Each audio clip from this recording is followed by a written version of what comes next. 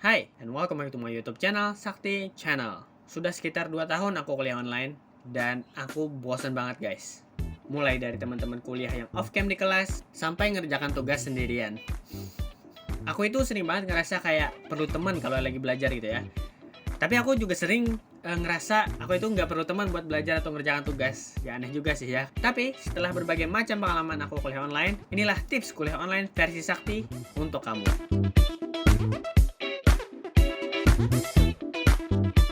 Yang pertama, on-cam. Kelebihan dari on-cam itu bisa bikin kita fokus di kelas online, karena kita gak bisa rebahan atau mengerjakan hal lainnya selain kita menatap layar monitor kita. Dan dampaknya dari teman-teman on-cam itu biasanya bikin mood belajar aku naik. Contohnya kayak ngelihat muka senyum-senyum teman-teman saat ngedengar dosen ngejokes, walaupun kadang-kadang nggak lucu. Sampai ngelihat muka takut teman-teman ketika absen panggil. Jadi on-cam ini ngebuat kuliah online menjadi lebih hidup. Yang kedua, catat materi kuliah. Tips ini tuh klise banget ya, tapi ini tuh penting banget buat kalian. Entah itu kalian mau ngecatat di buku atau di laptop, terserah kalian. Menurutku, ngecatat pelajaran itu bikin kita lebih ingat lebih lama tentang materinya, daripada kita cuma nge-screenshot PowerPoint dosen yang mungkin semester depan juga gak bakalan kita buka. Yang ketiga, belajar bareng di Zoom. Buat kamu nih yang belum tahu, ada situs yang namanya studystream.live. Di situ disediain room Zoom untuk belajar bareng orang di seluruh dunia. Biasanya room ini full atau banyak gitu diisi ketika malam-malam hari ya. Karena biasanya di malam hari di Indonesia itu beda waktunya dengan di luar negeri. Biasanya mereka itu siang hari, kita malam hari. Tapi di room ini kita gak bisa ngobrol ya dengan sesama mahasiswa gitu ya di seluruh dunia. Kita hanya bisa melihat muka-muka mereka yang sedang ambis mengerjakan tugas. Kalau kalian mau ngobrol, mending kalian bikin atau cari server di Discord aja.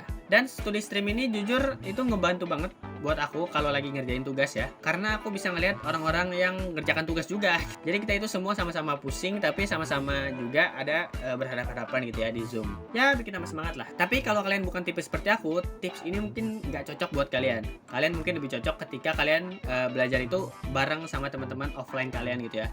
Teman-teman offline lagi sama teman-teman secara langsung gitu ya. Kalau aku sih ya namanya ambivert ya. Kadang-kadang pengen sendiri, kadang-kadang pengen rame-rame. Jadi studi stream ini sangat cocok buatku untuk belajar di masa kuliah online. Oh ya, biasanya kalau ada orang Indo di studi stream ini, aku follow Instagramnya ya.